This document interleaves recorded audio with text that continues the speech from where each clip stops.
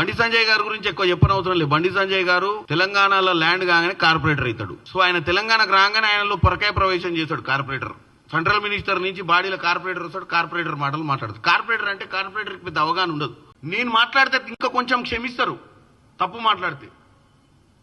ఎందుకంటే first time MP అయ్యాడు, సరిగ్గా సబ్జెక్ట్ లేదు, ఏదో ట్రై చేస్తుడు, నేర్చుకుంటుడు, ప్రెస్ మీట్లు పెట్టి తప్పుడు మాట్లాడుతుండు కదా, పోనీ పిల్లగాడు అంటారు.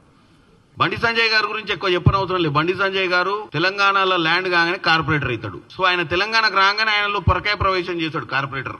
సెంట్రల్ మినిస్టర్ నుంచి బాడీలో కార్పొరేటర్ వస్తాడు, కార్పొరేటర్ మాటలు మాట్లాడతాడు. కార్పొరేటర్ అంటే కార్పొరేటర్కి పెద్ద అవగాహన ఉండదు.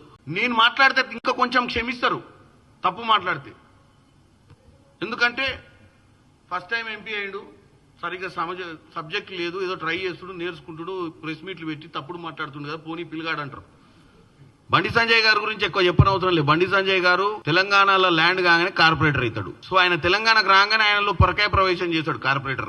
సెంట్రల్ మినిస్టర్ నుంచి బాడీలో కార్పొరేటర్ వస్తాడు, కార్పొరేటర్ మాటలు మాట్లాడతాడు. కార్పొరేటర్ అంటే కార్పొరేటర్కి పెద్ద అవగాహన ఉండదు. నేను మాట్లాడితే ఇంకా కొంచెం క్షమిస్తారు తప్పు మాట్లాడితే. ఎందుకంటే ఫస్ట్ టైం ఎంపీ అయ్యాడు, సరిగ్గా సబ్జెక్ట్ లేదు, ఏదో ట్రై చేస్తుడు, నేర్చుకుంటుడు, ప్రెస్ మీట్లు పెట్టి తప్పుడు మాట్లాడుతుండు కదా, పోనీ పిల్లగాడు అంటారు. బండి సంజయ్ గారి గురించి ఎక్కువ చెప్పనవసరం లేదు. బండి సంజయ్ గారు తెలంగాణలో ల్యాండ్ కాగానే కార్పొరేటర్ అవుతాడు. సో ఆయన తెలంగాణకు రాగానే ఆయనలో పొరకాయ ప్రవేశం చేశాడు కార్పొరేటర్. సెంట్రల్ మినిస్టర్ నుంచి బాడీలో కార్పొరేటర్ వస్తాడు, కార్పొరేటర్ మాటలు మాట్లాడతాడు. కార్పొరేటర్ అంటే కార్పొరేటర్కి పెద్ద అవగాహన ఉండదు. నేను మాట్లాడితే ఇంకా కొంచెం క్షమిస్తారు తప్పు మాట్లాడితే. ఎందుకంటే ఫస్ట్ టైం ఎంపీ అయ్యాడు, సరిగ్గా సబ్జెక్ట్ లేదు, ఏదో ట్రై చేస్తుడు, నేర్చుకుంటుడు, ప్రెస్ మీట్లు పెట్టి తప్పుడు మాట్లాడుతుండు కదా, పోనీ పిల్లగాడు అంటారు.